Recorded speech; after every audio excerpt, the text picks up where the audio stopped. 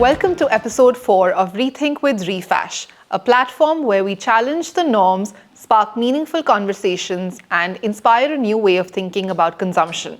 I'm your host, Akanksha Kela Akashi, the founder of Refash, and today I have with me Ashita Singhal, the founder of Paiwand.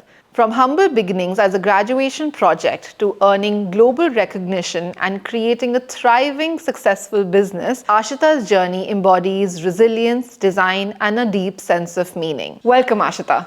Hi, thank you for having me. It's such a pleasure. So tell me, in one sentence, if you have to introduce Paiwand, how would you capture its essence? Making waste desirable. That's amazing. And how did the name Paiwand come about? While I was researching for my graduation project, I was looking at my roots and kind of understanding how upcycling and has been part of our culture. That's when I came across this term called Paiwand Lagana. Right. And I was actually it's Paiwand Lagana in Hindi, and I got really fascinated by it. I was like, what does it mean and all those things. And I've heard it from my grandparents like some long time back, but they were not there when I thought about this. Right. So then I went to my mom, and then she told me that this means to patch or repair. And where did you find this word? So this was, I think I was reading somewhere online, and this word came across, and then it was just like a bit enlightening moment for me. And that's, I think I was during my internship at that time. And that's only when I decided that if I have to start something, I'll call it Paiwand. How amazing. Yeah. And how many years later did you actually create Paiwand as something that was... 1 year later. Oh, wow. Yeah. Okay. Yeah. So it was like, it was a beginning moment for me. Like when I was doing my internship or when I went to fashion, I was not in the mood to start anything. I was not looking at my course like that. I wanted to actually work with some designers and then maybe think of it later. But I was nowhere into that mindset that I want to do something new or start something on my own. But it happened. I think it was my calling, or maybe fashion was calling me that ways. Right. That I had to be there. And what was the degree that you were doing during your post-graduation? That I did from Pearl Academy. Okay. I graduated in 2018, and that's when, like just after my graduation, I started my venture. Right. So you also mentioned to me that before you shifted gears to fashion, you also had another stint in entrepreneurial journey. Yeah. What was that about? So I used to run an event management company. It was more like an app-based event planning where you can find vendors and all that. It was more like a directory of vendors related to events that you might want to organize. So that was, I co-founded it with 2 other people, and I was 19 years old when it started. So I was like, just a baby back then. And but you were always hungry to do something different. Yeah, I've always been very passionate. Like, I think I really did not know what I want to do, but I knew from the very beginning that I want to be an entrepreneur and want to go through that journey. So I was, since childhood, I've been very opportunistic in that sense. Like, I'll see ideas and I'll be like, oh, I'm in for this, let's do this. And all that. So yeah, it's been like that. I've been thriving on innovation. I think this is a problem that us entrepreneurs have, right? We look at every problem as an opportunity to create a business. I think it's great because it's a perspective shift, right? Like how Mahatma Gandhi says, right? Said, right? Like, be the change you want to see in the world. True. So I feel instead of cribbing or complaining, if you can bring some value and if you can find some value proposition to it, why not? Yeah. And that's how changes happen, right? I'm not saying like when I did event management, it was more from an opportunistic side of it, where I saw money coming in and all that. Yeah. But later I realized that it doesn't align with my values. I'm not very happy earning that kind of money, where it is coming from, because it was majorly like I was encouraging people to, like at one point it was like I was encouraging them to drink, I was encouraging them to eat more so that my bills are bigger, and then I get commissions on that. So that did not align with my thought process, and that's when I was like, okay, I'm not this person, why I'm asking others to do that. Yeah. And that's when I decided to quit and take a step back and rethink. But I mean, this is probably in your early 20s, right? To have that realization at that during that phase of your life is also not something that a lot of people go through, I feel, right? Yeah, but I think I've been always challenging my perspectives, my way of thinking. In that sense, I think a lot, and I try to think 360 degrees. If something doesn't align with my values, I don't want to do that. That doesn't bring me happiness. So, Yeah. I think I've been very self-aware since the beginning, and just trying to understand that how to make better money instead of making more money, how to make like good money. Wow. If you put it in that way. Yeah, So, that's such a lovely thought. yeah. So, cut to the time that you then decided that you wanted to pursue fashion and you go into, Pearl and start your degree. I know that you were doing something called Blue Poetry, which then became Yeah. Paiwand and your graduation project. Talk to us about that journey and how then you acquired the James Maguire grant. So it really started by, kind of understanding what sustainability means to me. What is my local material and how do I look at things? So when I was in college, I would have friends, like I had friends from different parts of India. So somebody coming from the mountains would talk as wool as their local material. Right. Somebody coming from down south would talk about silk as their local material, right? So there was a lot of conversation about fibers and material during my design degree. And that's when I realized that, when people talk about mountains, what comes to my mind? Being a Delhi girl, it has been always the Ghazipur landfill that I have, I've seen growing up in my city. We've seen a mountain of textile waste Yeah, as against the actual natural mountains. Yeah, so it was that contrast of, a natural mountain versus a waste mountain. Yeah. I think that kind of got ingrained in my mind. And I was like, okay, I have to, instead of running from the reality that there are a few things that I don't like about Delhi, but instead of running from it, I should embrace it and, again, be the change I want to see. My project was multifolds in the sense that blue poetry, it was like, blue is used for depression. Blue is a term that has been associated, blue as a color has been associated with sadness and loneliness. So it kind of started from that, understanding what, like I was feeling a bit lonely because I did not understand or I could not express my thoughts at that time to anybody of how I was feeling, what kind of a process I was going through and all that. And because I switched the career, I was pursuing CA, I dropped that, I wanted to go to a B school, I dropped that idea and joined fashion. So I pretty much lost hope in myself. So it was, a resonation with waste as a human being. Like I was broken into pieces and waste was also broken. Oh. So it was like, okay, I can only relate to waste. So that's how I started picking it up and kind of put it together in a very poetic way. Wow. And that's how I kind of healed myself with it. So that's been the journey. That's really beautiful, and thank you for sharing that. I think that trying to take sort of our personal challenges and then create something which is meaningful, beautiful, yet coming from that space of real authenticity. I think that's what it completely shows in the work that you do today. Thank you. I think the word authenticity, like how you have, beautifully came to that, I think that's the way to sustainability.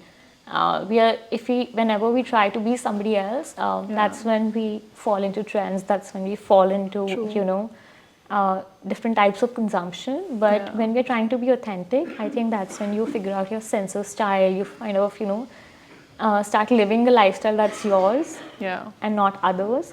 And I think that's the most sustainable way to be. But you also turned this into a profitable venture, right? In the beginning, you got a grant. Can you talk to us about how you sort of earned that grant and how you turned it into a turnover of 1 crore? I did not dream of it. It was not in my plan. It was nothing. It was just a commerce student sitting in a fashion classroom or a design classroom being very interested about, just creating creative business models. I would put it like that. I have been always very creative in terms of business ideation and all that. And I just wanted to apply for, it was majorly our like semester, this thing. So how you graduate in a semester. So I was working on that and it happened to become a substantial business plan and It was majorly like the way I was looking at things was different from others. I could identify a market gap immediately when I was in this industry and all that. So it started more from that perspective, and then there were, I think, around 8 rounds that I went through. And how many participants were? I think initially there? there were. It was a global competition, so it had many colleges. It had around, I think, 16 to 20 colleges participating and over 300 participants. It was like. And what countries were these other colleges from? I don't remember a lot now. It's been long because we never got to meet anybody. Yeah. It was happening more on a personal level because they were not even, letting us sit like our ideas slip anyway. So it was very one-on-one. Yeah. We were just getting to know that, okay, these many other participants. I think from US there were many participants. In India also there were 2-3. So it was more like getting shortlisted from a college level, then India level, then coming at a global competition. So yeah, it was very interesting. It kind of made me think a lot in terms of having a strategy, and sometimes we think of a business idea and we start doing it. Yeah. I think the competition was an eye-opener in terms of having a strategy in hand, how much research that you have to do to start something new and all that. And how did you identify? I know that you said that obviously it resonated with you and you saw that the amount of waste that is, Delhi also generated. But were you interning somewhere where you actually kind of joined the dots, or what was that moment when you said, okay, this is what my sort of business idea or graduation project is going to be about? And was it the business model or the design aspect of it that caught the attention of the people who were judging? Okay, so it started from the classroom itself. I think I joined fashion by being attracted to the facade of it, in the sense that maybe I wanted to be the next Vero Moda and all that, because I was coming from a commerce background, like that was the aspiration, numbers being the aspiration. Yeah. But then when I joined fashion, and when we started our design process and we were asked to make a garment, I think within 3 hours, the entire floor was filled with textile scrap. I call that my awakening moment, because that's when I started questioning that, okay, this is material being wasted, and why there's wastage, because like my dad is from electric wires and cables, so the kind of wastage we have seen is in terms of metal and copper, which could be melted and reused again. Correct. And all that. There's always a buyer for it, but the fashion wastage that I saw, I was like, okay, this is not going anywhere. Yeah. And how do people reuse it? True. So that became like a very strong questioning to the entire thing. And then when I joined my internship, I saw that designers were actually conscious about this. It is not the first thought I had in my mind. People were conscious of it, and they were storing it rather than throwing it away. But till when can you store it, right? So they also had like a warehouse filled with it, and because fashion cycles get so busy, I'm not saying that they don't want to upcycle it, but they don't have the time and infrastructure for it. And I think that's when, like when I did my internship project, my mentors were very kind in terms of offering me multiple, projects to choose from. And waste was one project that I chose in my internship, and I started working on it. I did patchwork and then realized that, oh my God, it took me 2 months to just make 3 jackets, and this is too much of work. And, I have to be, like I got, obviously I was enjoying the design process of it, but I was like, at the same time, I was running out of patience to work with scrap. Yeah. And that's when I started thinking in the sense of yardages. Like if we can make yardages and give it to people so that they can use it. Yeah. So I think that's where the entire idea of Paiwand started brewing. Great. And what does the service today look like? How do you work with brands, and what's the entire B2B model that you follow today? So we work in collaboration with designers, fashion brands, and export houses. They send us their scrap. We repurpose it into new textiles using handloom as a medium, or hand weaving, patchwork, and other mediums. And then we sell it back to them for a higher price so that they can create an upcycle range for their clientele.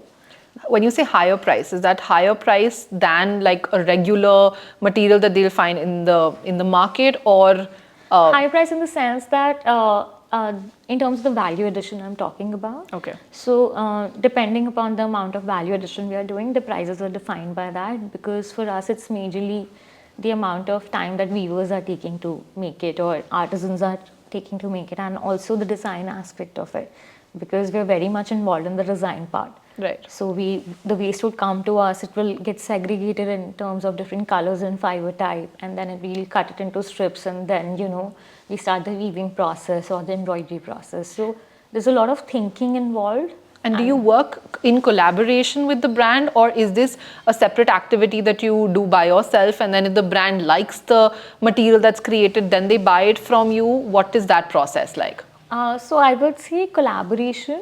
It's more of a vendor collaboration, in the sense that we are still acting as their vendors. Yeah. But why I like to call it a collaboration, because we're very much involved in the design process of it, because we know the challenges, and we have a specific design team assigned towards making their scrap beautiful. Okay. So as I mentioned, I think earlier in our conversations, that like the motto of our team, or anything that whenever anybody joins Paiwand, we always say that don't make trash out of trash. Okay, that doesn't make sense. That's wastage of resources and material at the same time. Yeah. So the idea is to make beautiful looking things, and which are, when we work with designers, it is as per, or the fashion brands, it is as per their brief. They're looking for summers, they're looking for winters, the kind of aesthetics they want to go for, minimalist, maximalist, pop, and all that. We try to understand it from them.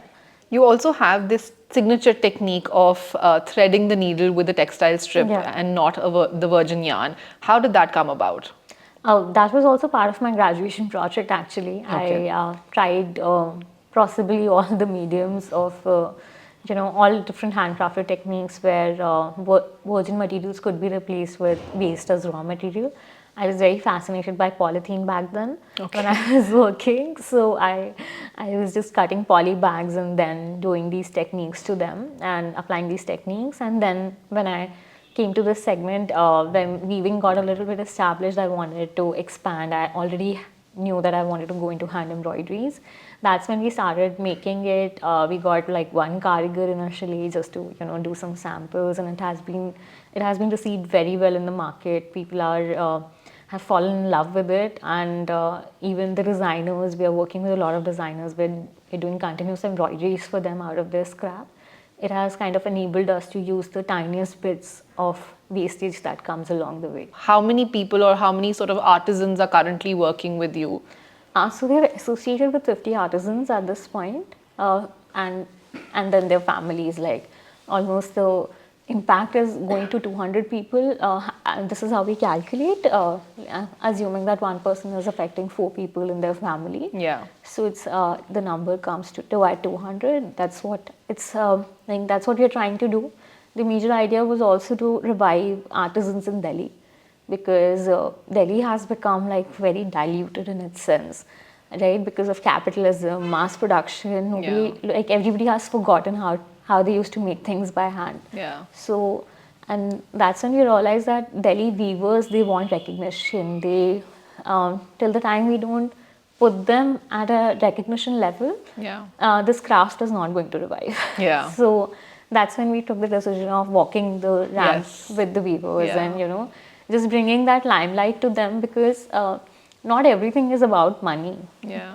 Till when you can, I cannot just offer money to everybody and then be like, oh, that your role is done now. Yeah. It goes much deeper. So we understood that weaver families, like why the kids don't want to get involved into the work, because there's no recognition for them. As well. There's no aspiration, there's no recognition.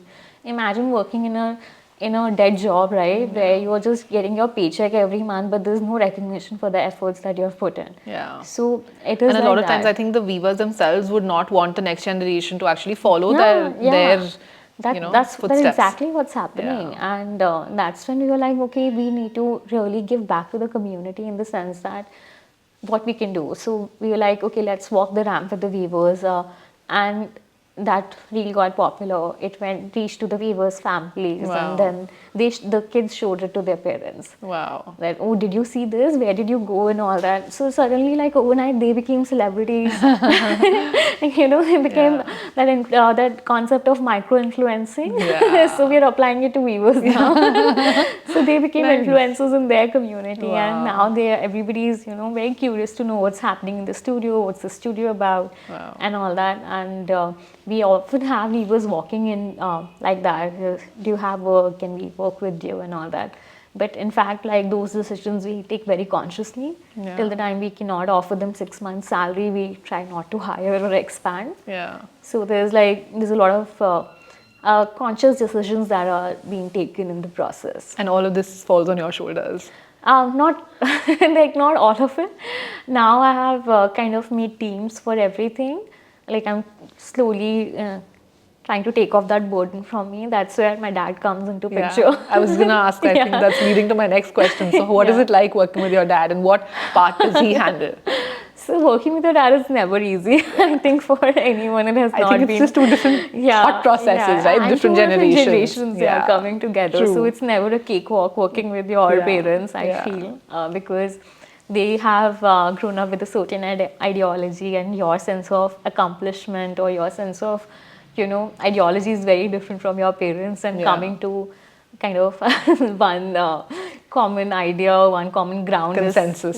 It's very difficult. It's very difficult, but it happened, and my dad is not fully involved in the business. He is kind of the HR right now, handling the HR department in that sense. So I have given the hiring, firing, those jobs to him. Yeah. So yeah. You need, somebody who's probably, whose word, people would respect and follow. Yeah, mine was not used to be like, because I started at 23, so I used to be the youngest boss anybody would have ever worked with, and it was, interns were not listening to me, viewers were not believing in me, so it was very difficult initially to manage the team. Yeah. But initially I did it on my own, and then when we sort of expanded, I asked my dad to start investing his time in the company, so that there's still some formalization and we don't make errors, like big errors which can't be rectified. So he kind of comes and overview it, and sort of that if the operation is going right, Sense of authority comes. Yeah, sense of authority, all the paperwork is going well and all. There's a lot of boring stuff involved in running a company. Yeah. So all the boring things my dad do. My part is only to do the interesting things. The creative the creative things. Yeah. Okay, so I know that you're very passionate about the social impact, and I know we touched upon it a little bit of that as well. Can you share a story of any artisan or weaver that has worked with you from the beginning or for a long period of time, and what's the impact that Paiwand has had on their life?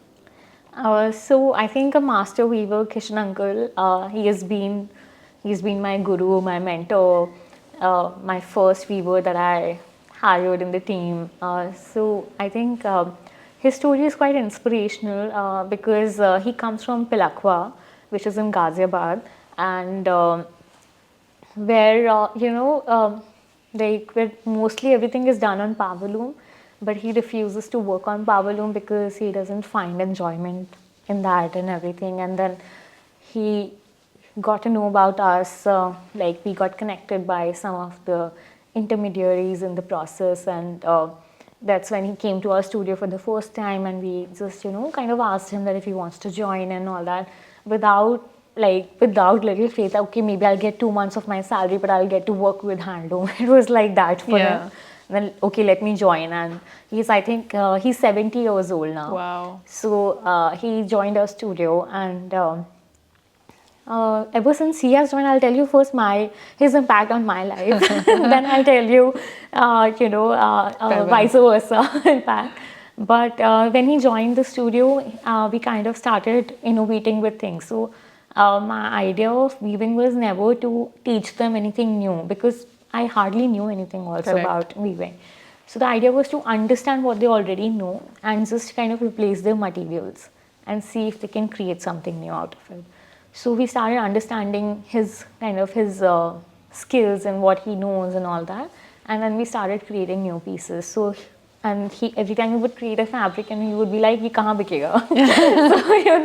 So that's the question he would come up with. Then who's going to buy this? Yeah. Maybe somebody who wears it in a jungle and would get, all the trees will, like all the threads will Camouflage. get, no, all the threads will get stuck in those trees and all that.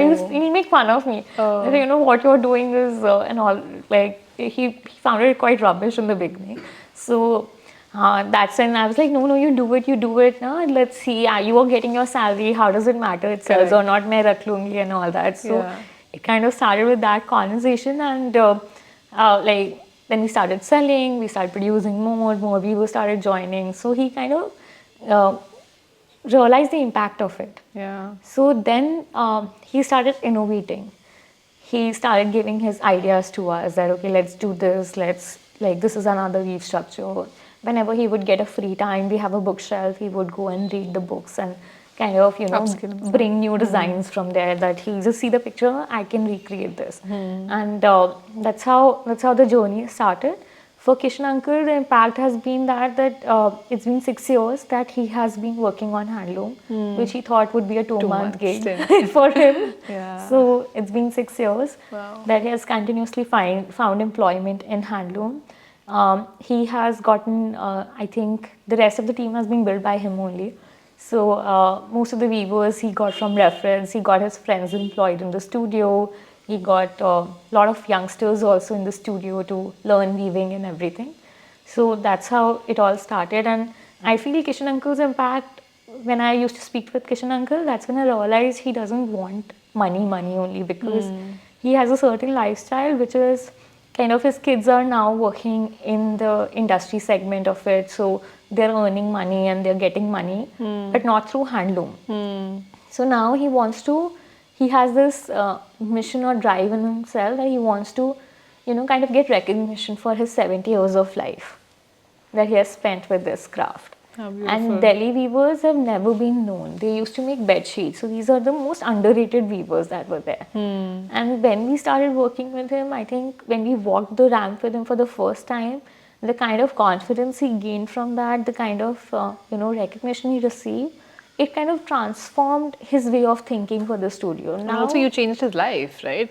The way that... He changed my life also. So it's a very collaborative effort. I don't think I'm responsible for changing anybody's life. No, but you gave him that... Yeah, it's more of a friendship, right? It's like not finding a founder, but finding a weaver who works as a partner with you. Who's a big believer in what you're doing. Yeah, who's a big believer. Yeah, so that's how it all started. And then he started innovating structures on handloom. And if I would go to him with any idea, and he would just smile at me and be like, oh, let me try out a sample with it.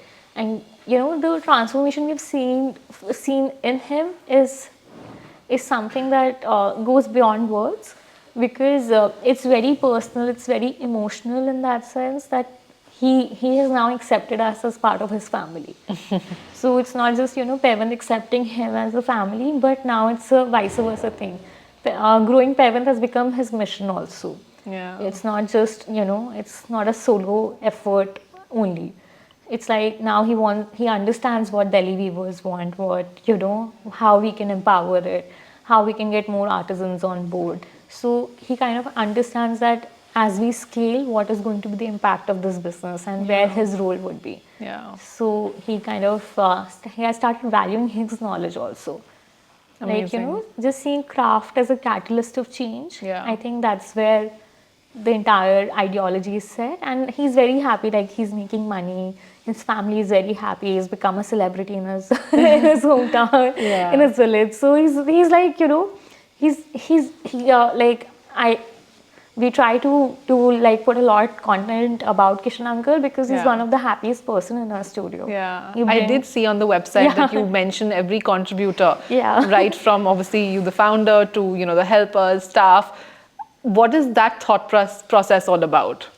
So I feel like it's not people of Paiwand, they're pillars of Paiwand, in the sense that because of each person, the studio exists. We never try to, like, there is no sense of superiority in anybody, in the sense that we're not saying, oh, we are better than you because we're educated, we are better than you because this is happening.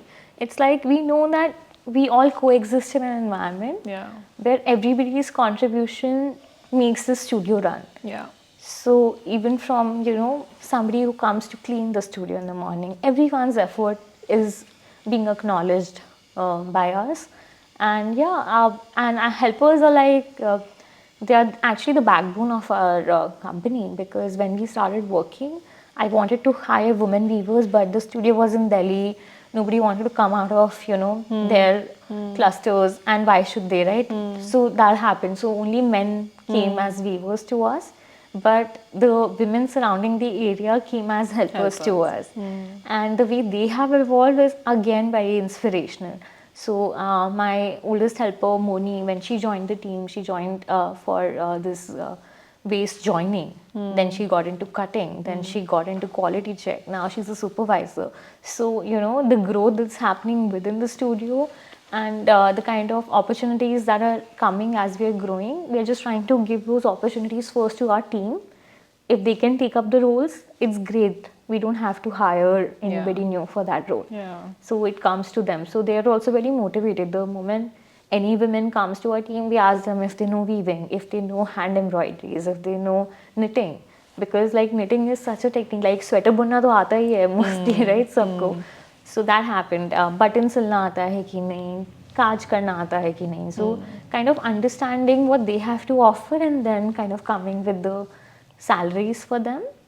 And then finding a space for them in your organization. Yeah, so we're very happy when, and then they also see it, right? So maybe when they're spending extra time at their home and after the studio, they would try to learn a new technique at home, and they would come to us like, oh, we did this. Can we try sit in this department for certain days? And we're like, oh yeah, go ahead. And they would sit in the embroidery department for a certain days and would learn embroidery like that.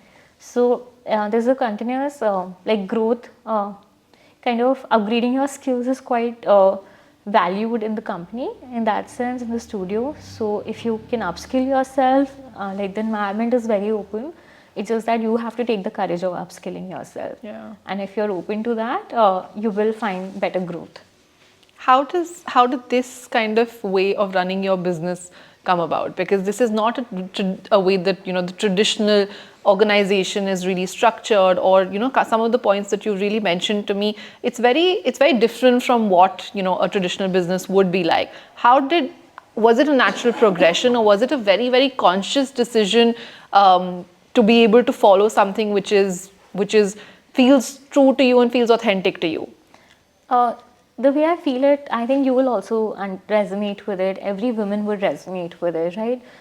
I have come from a background where I come from a very privileged background, but it was not that opportunities were served to me. Yeah. Right? And it's for everybody, not even for women, for every person. The moment you're given an opportunity, that's when you learn and that's when you upgrade yourself, right? So if we wouldn't have upgraded ourselves, we wouldn't be sitting here, right? Yeah. So how can we snatch away that opportunity from somebody else?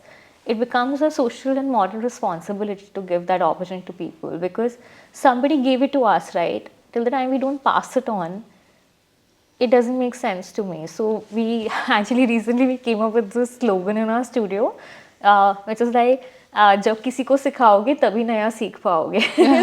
Because you're obviously giving another person the space to grow, but you're also making space for yourself to grow into other beautiful things. It's like you have to teach your skill to somebody else.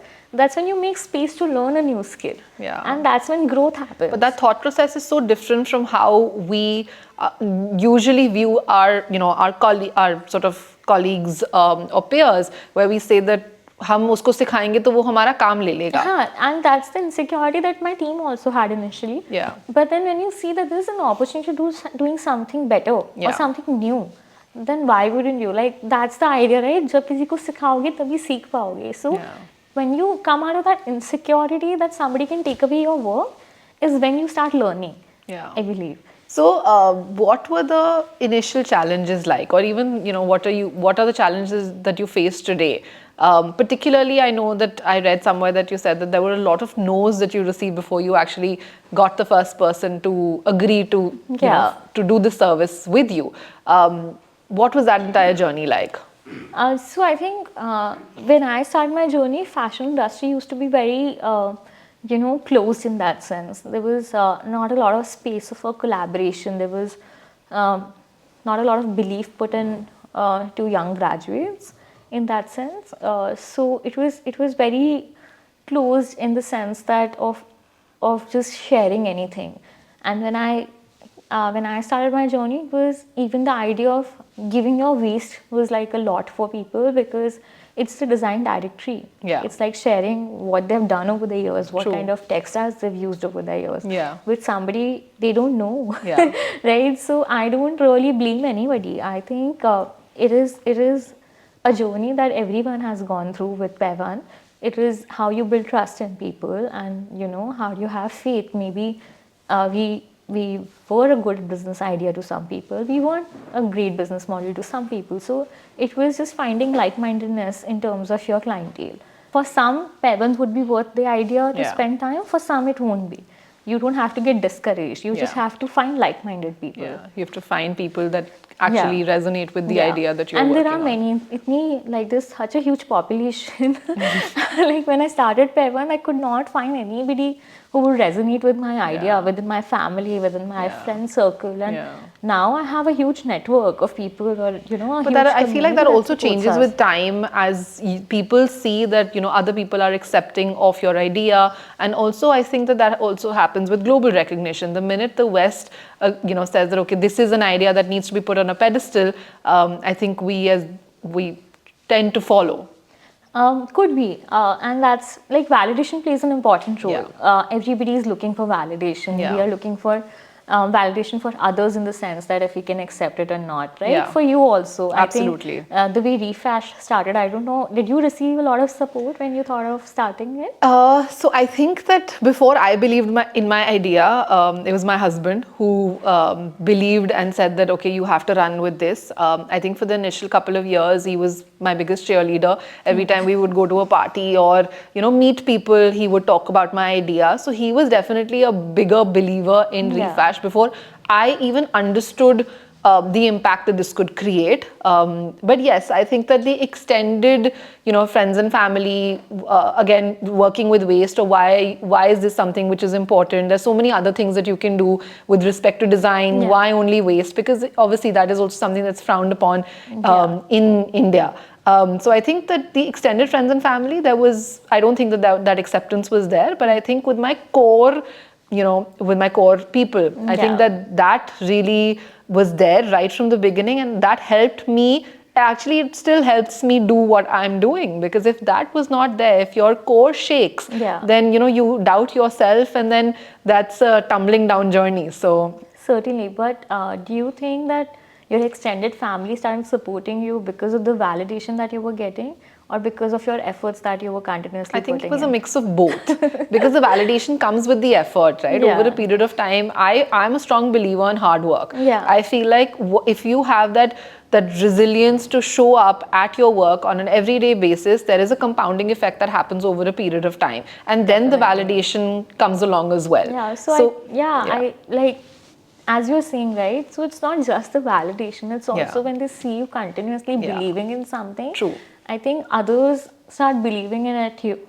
That they start believing in you. Yeah. So it's also your passion to it. Yeah. Right? Maybe validation did. I don't know, how was it for you? Was it like an instant validation? Did the validation start coming within a year or two, or No. was it It's a journey. It's a journey. Yeah. So, and maybe you receive one validation and then you don't receive it for multiple years.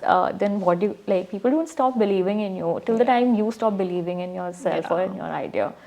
So I think it's more than validation, because not a lot of ideas receive validation right away. Sometimes it's your continuous effort and belief in it, and kind of resilience in it that makes other believe in you. Yeah. So I agree with you. Okay, so let's roll back a little and let's talk about your childhood. What were your early years like? And I know that you lived in a joint family. Your grandfather had a particularly big impact on your life. What was that entire phase of your life like, and how does that sort of tie into who you are today? I've always been a curious kid, that's for sure. I used to ask a lot of questions.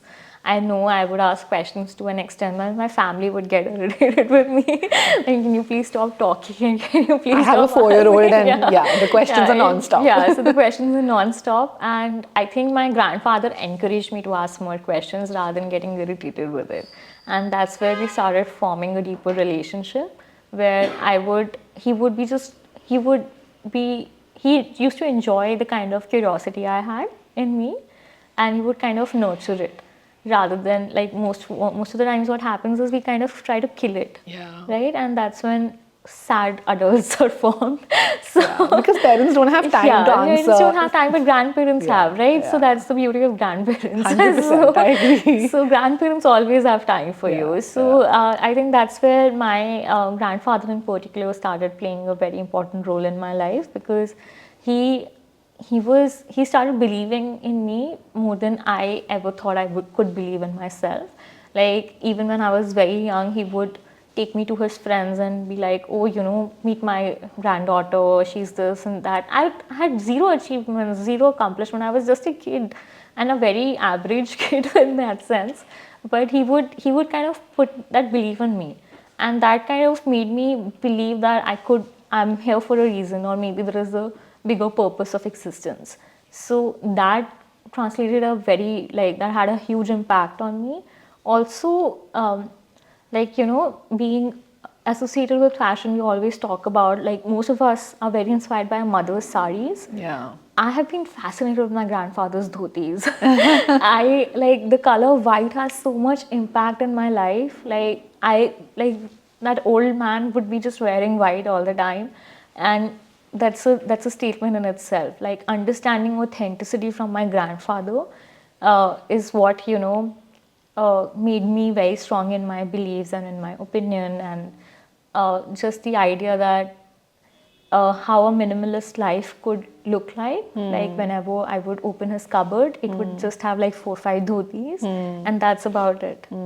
And every time he would, like, the selvage of the dhoti, the color of the selvage would define what occasion he's going for. So that, now I understand it. As a kid, I did not understand it, but whenever I remember him now, I just trying to understand his sense of style, where it comes from, and how, like, a dhoti could be so impactful, and how, like, it's a zero waste piece of clothing. You're repeating it again and again. It has its after uses. Whenever the dhoti would get stained, or you could not use it further, it would not just get vanished from our universe, right? It would come as a dusting cloth. It would come as a cloth wrapper. Like, my dadi would maybe cover her saris in that dhoti, right? So we saw usage of multiple things again and again, and I think that kind of shapes my ideology for Paiwand, of how we can lead a minimalist lifestyle. I'm not saying minimalist in terms of aesthetics, but minimalist in terms of usage of material, and how sustainable and how conscious we all have been since very beginning. And it's just the fast fashion coming into picture, things getting cheaper beyond explanation, which kind of disturbed our purchasing habits, is when I think the problem started coming. Why do you think this connection with his dhoti, or what you noticed of his connection with the fabric, that the material that he was wearing and the outfit that he was wearing, why do you think that is so rare in today's time?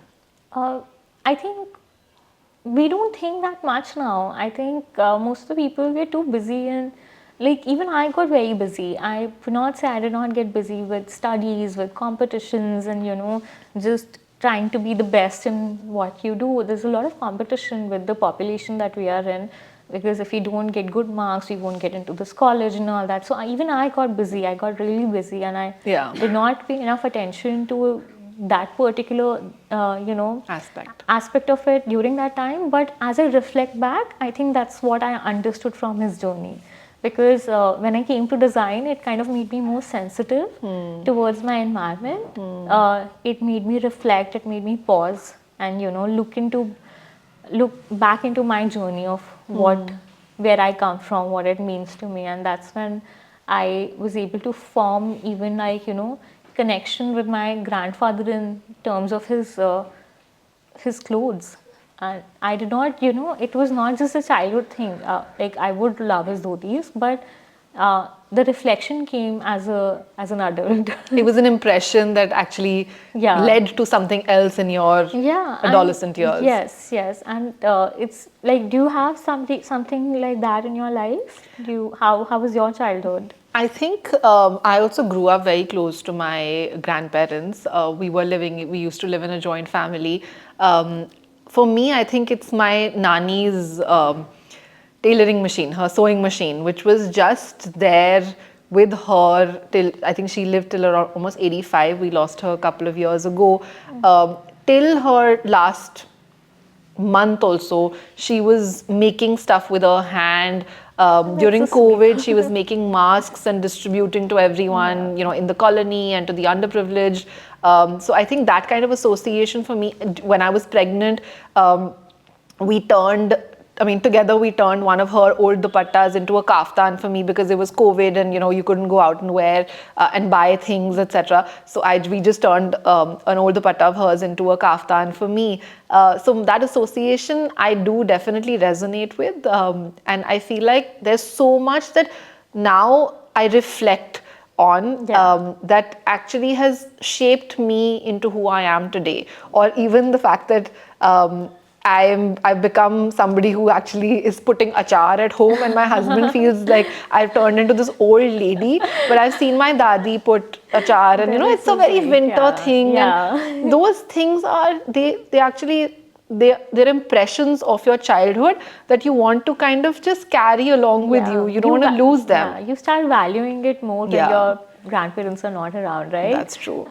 So you want to preserve whatever you could from the recipes, their the lives. smell, all of that. The sense in the values that you think, right? So it becomes like very nostalgic for me. I wish I could share this with my grandfather. Yeah. That what I'm doing now, he would be very excited about it. I'm sure. So sometimes you feel like if they were around, how they would have helped us kind of preserve their knowledge more. Yeah. And that's with the craft segment also. Like sometimes you feel like the urgency of preserving the knowledge, because if it gets lost, then it would be very difficult to find it and Absolutely. connect the dots with it. So there's sort of an urgency, like when we try to say slow things down, but that innate sense of urgency comes when you see the weavers are getting old. That this craft might not exist in a few years if we don't take an action, if people don't change their habits soon. Yeah. What is your one message to a young designer or a design student who's looking to maybe create their own brand? What do you feel like you did correct as against your class that brought you to where you are today? So I feel like as students, we always feel that, okay, we find some design, like maybe they're looking at Paiwand today and, finding it so beautiful, it's so nice. And the immediate thought goes behind, oh, let's try to make this. Right? Or it's like an innate, I don't know if this is just Indian mentality, but I think it's a very sense of every human. Whenever we see any new innovation, whenever we see anything new, we just feel like, oh, we can also make it. Yeah. Right? That's not the right way of thinking according to me. That's what I tell to my team also. That whenever you feel so inspired that you have the urge to copy, try to understand the thinking process that led to that, result. Don't try to copy the result, but rather understand the thinking process. And when you try to understand the thinking process, like for example, Issey Miyake plays an important big inspiration in my life. And when I started reading about Issey Miyake, obviously there are so many designs, you just feel like, why didn't I make this? Why didn't I thought of this? That kind of thing comes to you. But as you study the journey, you kind of understand how Issey Miyake was thinking about fashion is those, if you can apply to your, part, like how he was thinking of Japan being, his country and his kind of relationship with kimono. Can we build that kind of thinking in ourselves? Can we reflect like that in our businesses or in our daily lives? So I think maybe like what kimono meant to him is what dhoti means to me. So So you find resonance in... resonance, yeah, if you can find that, if you can reflect in a similar way or maybe change your thinking patterns, if Yeah. you are finding anything super inspirational, Yeah. instead of copying the final result, just kind of understand what was the thought process behind it. Yeah. If you understand that, I think you will, if I can do it, anybody can do it. It's nothing, trust me. It was nothing that I did special. It was just a shift of perspective that I put into it. It's just that what people are looking at waste, I was looking at it as raw material. Yeah. It was just that shift of perspective that made Paiwand what it is today. But having said that, there are a lot of people in this industry today. I think that even from when I started 2018 to 2024 now, we see, I come across new designers every day who are using waste as a raw material. But not everyone's successful. Not everybody is going to be successful. That's the point. So I think in the next 5 years, everyone will be saying the same thing. Everybody would be selling the same story. Everybody would be talking about waste as raw material or sustainability. It's already happening. We see. But then how do you stand out in that space? You stand out with your aesthetics. You need to understand that people who are eventually buying from you are not buying it because it's made from scrap. It's because it makes them look beautiful. It makes them feel confident. It's, what kind of emotional value you are touching in their lives is why people are buying from you. They're not buying from you because they strongly believe in the idea also, right? I feel like that's a added benefit. That's an added benefit. You can always tell them it's made from scrap and they would feel proud about it. Yeah. But if they are buying it from any other craft, it's also sustainable, right? So it kind of, if sustainability is the criteria, especially in our price segment where we are, a lot of other designers are taking it at themselves. So how does Paiwand become different? How do customers react to your prices? See, when I try to sell in the name of sustainability, I see a major pushback. That, why is it so expensive and it's made from scrap? Because that's an understanding that I have also developed over a period. So in the starting, when we were trying to sell the process, that's when the pushback started coming in, like sell the materials. But when we started selling them as art, that, look at something, this beautiful thing is created and now it's made from scrap. So it's like a silent thing that goes with it. Yeah. It's not my first thing that I want to say to people. It's something that, why art sells? It's the same question, because people resonate with it. People find something that... And also it's one of a kind. It's one of a... obviously it's one of a kind. That's why art sells. It's a major aspect to it. But at the same time, it looks beautiful, right? You don't want to be surrounded by ugly things in life. Yeah. If you're making trash out of trash, what's the purpose of upcycling? Yeah. And that's when I think a lot of designers get stuck into the idea. If you're using the waste, how much waste is generating because of it? Correct. Sometimes, I learned this valuable lesson during my internship. When I was just making a patchwork jacket, I still remember my mentor coming to me. I was just cutting into pieces and he showed me the remaining piece. Iska kya hoga? You've made it even more difficult to upcycle this. That was a awakening moment again for me. I was like, okay, I'm just thinking of what I can utilize and discarding the rest. How am I different? I'm even, making the situation worse because the bigger pieces could have been used. Now I'm generating more scrap from it. True. And the tinier the waste gets, it's more difficult to process. It's more time is put into it. The more money, the more expensive it gets. Yeah. It's like that. So, just that understanding of how to consciously use the scrap also. It's not that you can just throw everything in the dustbin and be over with it. So it's a lot of looking at materials, understanding. It's not just what is being created. We also look at material in a different light. We understand that a cotton could do certain things versus a silk can do certain things versus what leather can build. So it's also understanding of textiles in that sense. Interesting. I think the last thing that I'd want to know from you is that what is your vision for, say, the next 10 years for Paiwand? Okay, so I think we want to, as I like when we started the podcast, I said we want to make waste desirable. I think that's the vision for Paiwand. We want to keep making waste desirable. We want to keep questioning your thinking that why do you call a certain thing waste when we look at it as material or material. So why are you throwing it away? So it's like I don't know how to tell you in terms of the impact of it or all. It's just if we can change or if we can question your perspective of looking at things, I think our work is done over there. So it's like that. I love that. So the last thing is this game that we want to play with you, which is called Finish the Sentence. So Okay. I'm going to give you a line and then you have to finish that sentence. The biggest challenge when working with used fabrics is? Of giving them the right platform to be showcased. Okay. If more people understand the positive impacts of reusing textiles, they would? They would be more conscious about their habits. The most rewarding part of working with used fabrics is? Is you see power in something that people call waste. To make rescuing fabrics more impactful, you believe we should? We should take a pause and understand what we're doing with it. When you receive a fabric, the first thing that you do is? Do treasure hunt. Treasure hunt. Yeah, we segregate it. So I call it treasure hunt because that's when I kind of find a lot of different textiles, techniques. Treasures. Yeah, so it's my treasure. So it's my treasure hunt. I love that. A simple way to start incorporating fabric reuse into everyday life is? Style it differently. I think styling is something that we don't think about it much often. Yeah. If you can style even one piece of fabric differently, you will use it multiple times. So styling Absolutely. plays an important role. Yeah, that's a good thought. Yeah.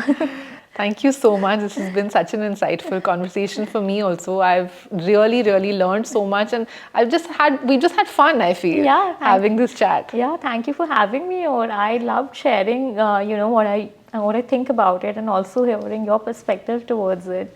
It's been insightful for me as well. Thank you so much. And I think it's a great initiative for people to understand, especially young students, to understand what sustainability is all about when the internet is flooded with data. Absolutely. I'm so glad we got a chance to do this. Thank you, Likewise. Ashita. Thank you, Akansha. That's a wrap for today's episode. We hope this discussion inspired you to rethink your role in the future of consumption. Remember that change starts with us, and it's time to make choices that matter. Until next time, keep rethinking and subscribe to our channel so that you don't miss out on the next episode.